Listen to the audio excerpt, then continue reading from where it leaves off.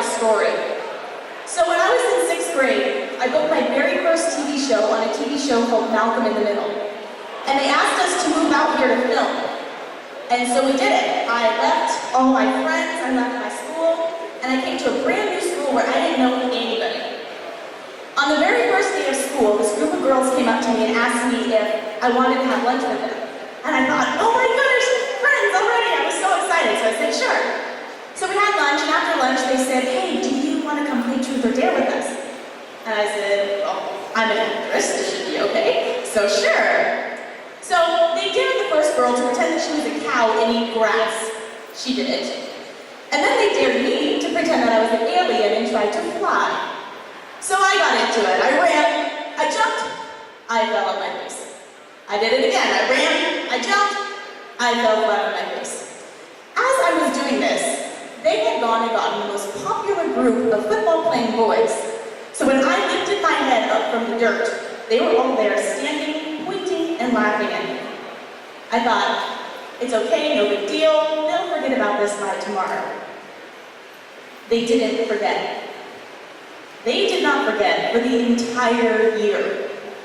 The whole year, nobody knew my name. I was just called the alien, or the new girl, or high waters, because I used to wear my pants a little below my knee.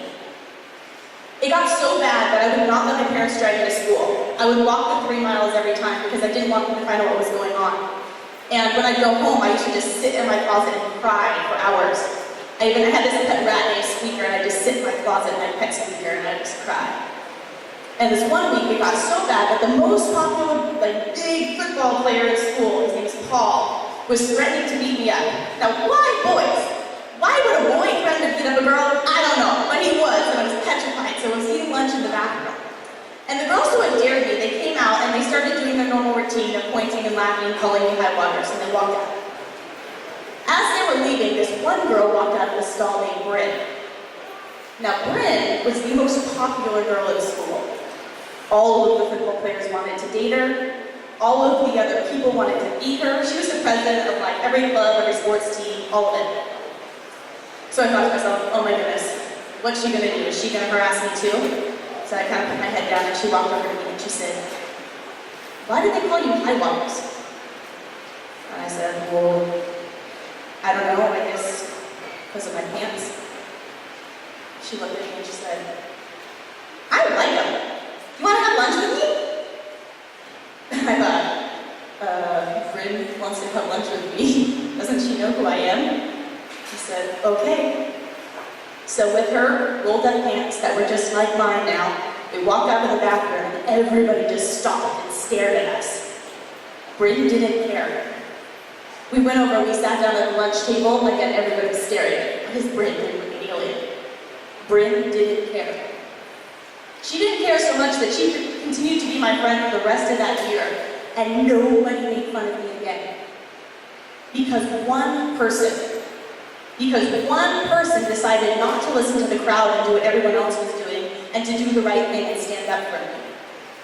I even ended up, by the end of that school year, becoming homecoming princess. So, my challenge to you guys is this.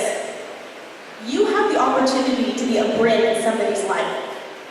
What she did for me didn't just change one life, it changed thousands. Because if she hadn't done what she did, I would have given up on my dreams and gone back home. But because she did, I ended up staying, I continued acting, and now I get to encourage thousands of people all over the place. There may only be 5 bullies at your school, but there are 2,000 bystanders, and each of you has a choice to make. And I want actual responses here. How many of you guys saw the movie American Sniper? Some of you guys? Oh, a good portion. Okay, do you guys remember the line in the beginning of the movie where he says, there's 3 types of people?